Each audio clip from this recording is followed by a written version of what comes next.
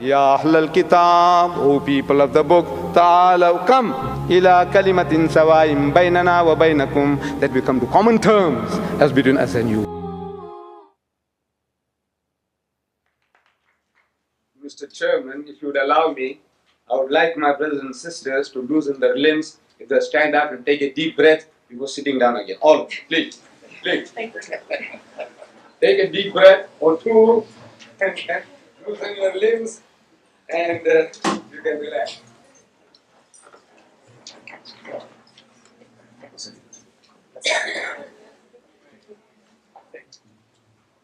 The previous two lectures, Chairman, ladies and gentlemen, the previous two speakers, have been dealing with this theme of the East and the West getting together, meeting. The East meets the West. It's a kind of a symposium we have been having. And in that symposium, the subject of law seems to be very technical and very dry. And to build bridges between the East and the West, as now, most probably in the minds of the organizers, they have taken me as a man from the East. And they are right in that I have really come from the East. I am a man who was born in India some 60 years ago. So I am really a man of the East. But now, since the theme that has been selected for me is religious, about Islam, now I take exception to Islam being described as a religion of the East. If we take Islam to be an Eastern religion, then Judaism and Christianity are equally Eastern. Because Islam, Judaism and Christianity, all these three originate in the same geographical area in the Middle East. Though I personally come from India, and my forefathers were Muslims, born Muslims, originally in the very dim past Hindus. And now to share this East and West, for the moment if I agree that Islam is from the East, and the Western religions would be then Judaism and Christianity, for the purpose of this discussion this evening, I will accept that. So what is the relationship between these three? Judaism, Christianity and Islam. In reality, from the Muslim point of view, these three are not three religions. From the Muslim point of view, it's the one and the same religion on different levels. And in the fundamentals of the teachings of Moses, Jesus and Muhammad, there is not an iota of difference. Sounds surprising, doesn't it? In the fundamentals of the teachings of Moses, Jesus and Muhammad, there is not an iota of difference between these three. And I prove it to you. So you see, the very first commandment, as it was given by God Almighty to the Holy Prophet Moses, in Hebrew, this is what it sounds like. So, Shama Israelu Adonai Rahaynu Adonai Echad, which means, hear, O Israel, the Lord, our God, the Lord is one. Some 1,300 years after Moses, a learned man of the Jews, described as a scribe, he poses the question to Jesus in the Gospel of St. Mark, chapter 12, verse 29. He said, Master, in the Hebrew language, Rabbi, what commandment is the first of all? And Jesus answers and says unto him in the Hebrew language, Shama Israelu Adonai Eloheinu Adonai Echad. Hear, O Israel, the Lord, our God, the Lord is one. He repeated word for word what was given by Moses some 1,300 years before.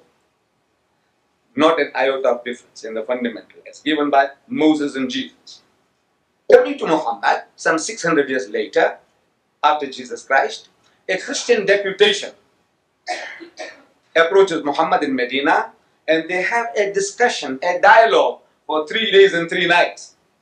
During the course of this dialogue, the spokesman for the Christian poses the question. Said, "Oh Muhammad, all right, tell us now, what is your concept of God?"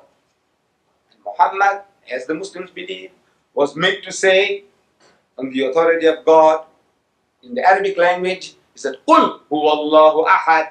Say, He is God, the one and only. Muhammad said, "Ahad." Jesus said, "Echad." Moses said, "Echad." I'm asking, what is the difference? Actually, it is the same word meaning the same thing. The difference between Ahad and Echad in Arabic, it was a blackboard here, I would have written it for you. If I wrote Ahad, and to make it into Echad, I just have to put a dot on the Ha. It becomes Ha. That's all. It's only the difference of a dot in the calligraphy, in writing. But in the meaning, the sense, 100% the same. So we Muslims, we say that in the fundamentals of the teachings of the prophets, no difference. Then these differences that are there, we say these were out of necessity. See, Islam, we say, is the culmination of the teachings of Moses and Jesus, brought to perfection. The Holy Prophet Moses, we Muslims, we accept it as our own prophet, as we accept all the Jewish prophets as our prophets. That Moses was catering for the needs of his people. They had just been rescued from the Egyptian bondage. They were traveling in the Sinai Peninsula, oasis to oasis. A nation under those circumstances needed a law that would give them quick justice, an eye for an eye and a tooth for a tooth. There was no time for lengthy litigations. There was no time for putting a man in prison.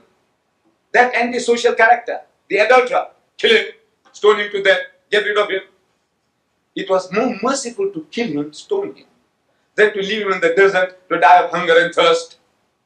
And he becomes an object lesson for others. He said, you see, this guy here, according to our system, he could have had 100 wives. Because there was no law. There was no law among the Jews as to the limit of the wives. Solomon, if you read the Holy Bible, we are told, had 1,000 wives and concubines. 700 wives and 300 concubines. Altogether 1,000. There was no law against the number of wives that one could have. So, under those circumstances, if one was not enough, you would have taken another. If two were not enough, you would have taken four. Why did you go and interfere with somebody else's property? Despoiling somebody else's rights? This guy, he deserves death, stoning to death. And to me, this is the law. Eye for an eye, tooth for a tooth. Eye for an eye, quick justice. Get moving, there's work to be done. This was the philosophy, the psychology behind the laws that were given. And these laws, we Muslims believe, were given by God Almighty for the needs of the children of Israel. But laws have a tendency to change the characters of people over a period of time. Any law, every law, they change the characters of people. Hitlerite Germany, one of the most cultured nations in Europe, the Germans, supposed to be.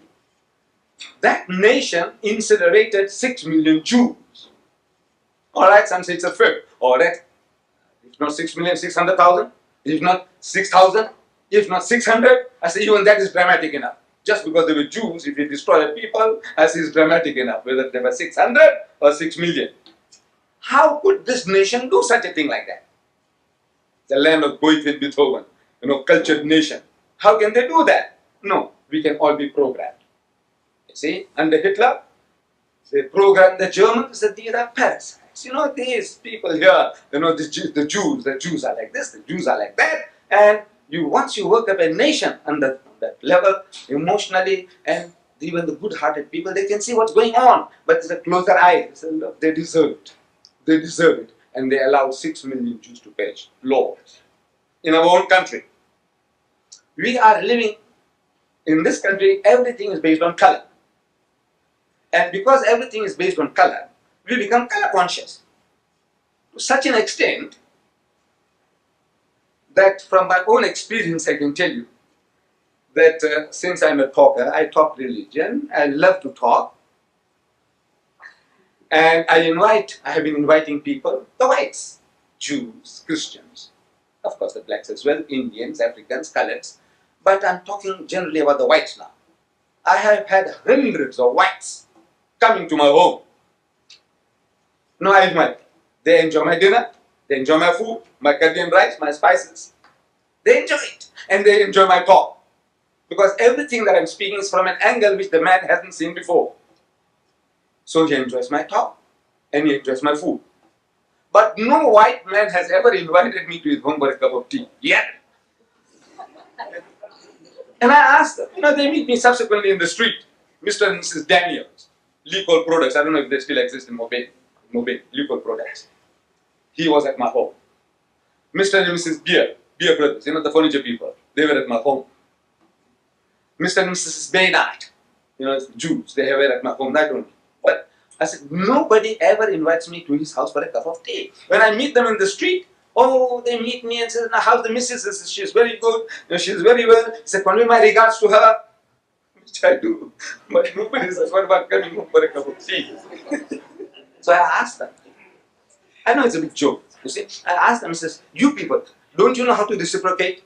Don't you reciprocate among your own people? Of course you do. Then how is it that you don't reciprocate with me? I said, I tell you why.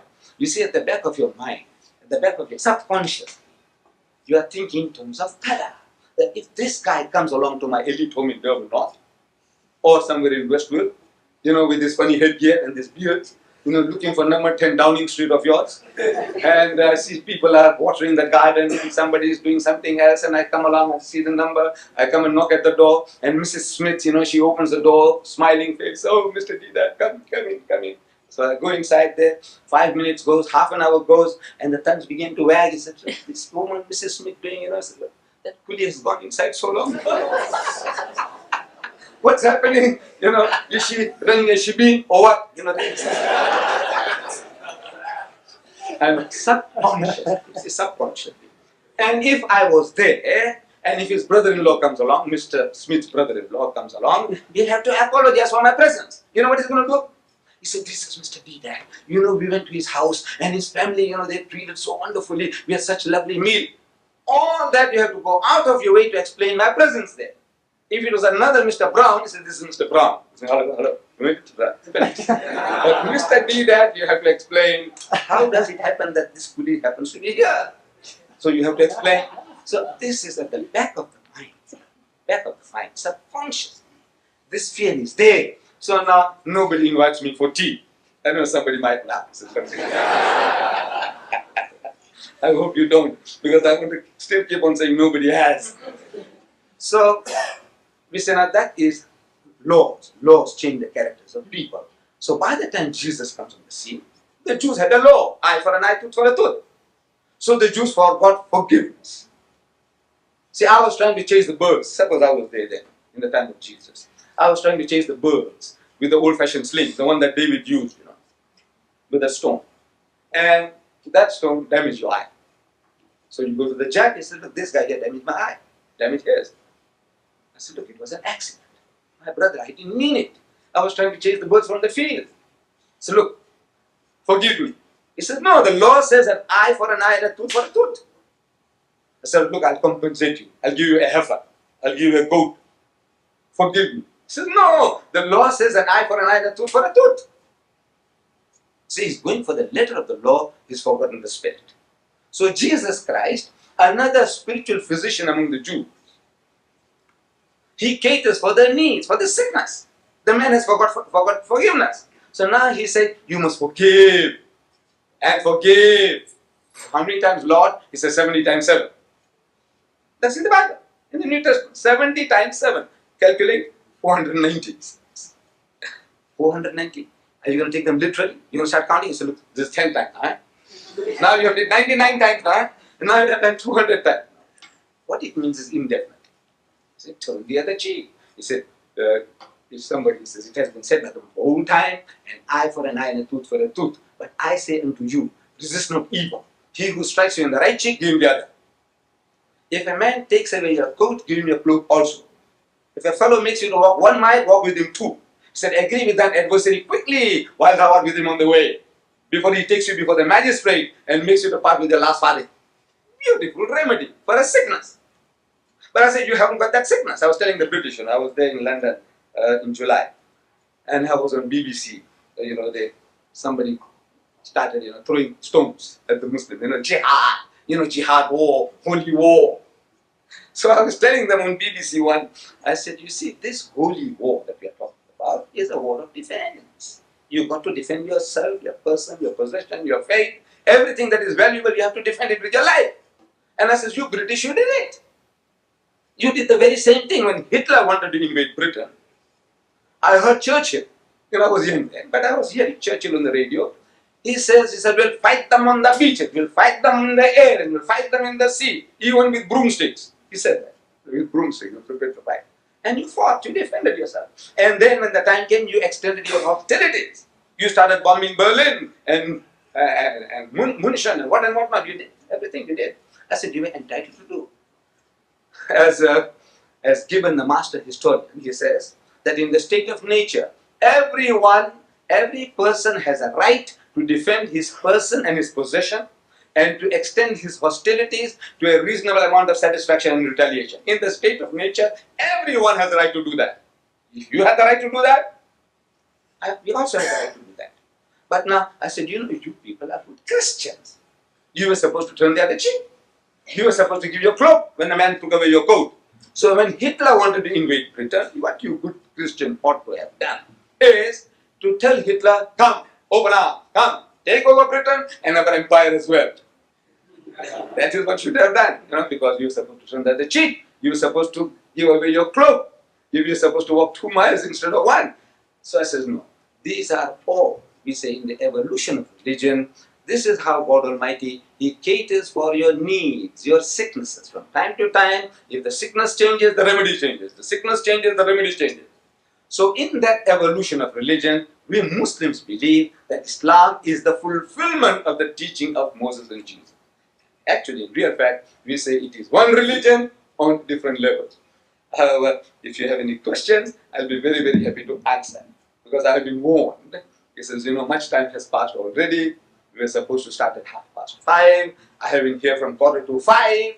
I thought I was the only speaker. 5:30, I'm going to get going. But now, however, I'm very, very grateful to Mrs. Toms for this privilege and to the chairman for giving me this opportunity. And if there are any questions that we can build further bridges, if there is a difference, why the difference? If there is a difference, why the difference? Why are we at war? In the Middle East, why are you people fighting? Who? The Jews and the Muslims. What are you fighting for? So I'm telling my people. I get there's a lot of visitors coming to the mosque. This mosque, incidentally, Mr. Singh spoke about it, Mr. Chetty spoke about it, and incidentally also I brought it for you. It's given to you in that booklet. This mosque, the largest mosque south of the equator, this one here. On Fridays we get 4,000, a congregation of 4,000. The Durban population alone brings 3 busloads a week through this mosque. And among the people that visit us, there's invariably people asking the question. He says, now look, what is the difference between your religion and the other religions? So I said, look, most especially with regards to Judaism and Christianity, the Jews and the Christians, we are the closest to the Jew. In our concept of the divinity, we are 100% with the Jew. The Jew says that God Almighty is absolutely unique. He has no partners, He has no sons. God is not seen at any time. No man can see God and live. And we give our hand of acceptance to the Jew that we believe as you believe. The Jew says no eating of the flesh of swine. We say we won't eat it. He says no eating of blood. We say we won't touch it. He says circumcision. We say we all circumcised. What more do you want? We believe in all the Jewish prophets as our prophets and all the heroes as our heroes. I'm not talking about the modern ones. With them we are at war. I'm talking about the prophets and heroes in the Bible. We accept them all. So we are at war. What are we fighting about? I said we are both fighting for a piece of land. My brothers, the Arabs, they say Palestine belongs to them, and my cousin, the Jews, they say Palestine belongs to them. They are both fighting for a piece of land. It is not a racial war, it is not a religious war. The Arab doesn't say kill the Jew because he's a Jew. Jew doesn't say kill the Arab because he's a Muslim. No. He says, no, this is my land, says the Arab, you stole it, I want it back. The Jew says, no, I inherited it 4,000 years ago, and that's a battle. It's a political battle. There's nothing to do with the religion. With the Christian, we also claim a unique relationship. Islam is the only non-Christian faith which makes it an article of faith for its followers to believe in Jesus. No Muslim is a Muslim if he does not believe in Jesus.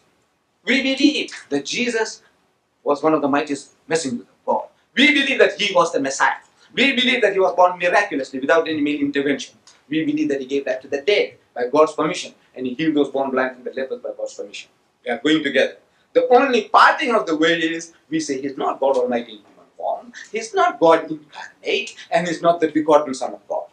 Metaphorically, we are all the children of God, and He would be nearer to being the Son of God than any one of us, because we'll be more faithful to God than any of us can ever be. From that point of view, Jesus Christ is preeminently the Son of God. But our difference is when you say that He is the begotten Son, begotten, not made, so we take exception of that. That is. So if there are any questions at any time now or in the future, if you like to visit the mosque, I think the telephone number is there. You make an appointment and come. And it'll also be my privilege if you come with your wife, as I take you to the mosque, show you what goes on, and take you all for lunch as well. That's on the.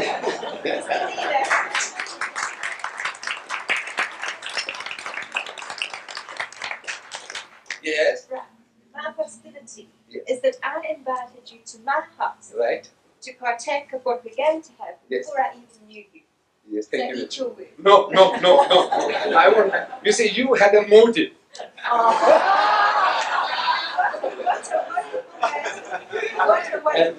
I give it. Thank you. Say that. Thank you for a most enchanting talk on not only on the religion of Islam, but on humanity, mankind, and it was most interesting, and I'm sure every one of us had loved it.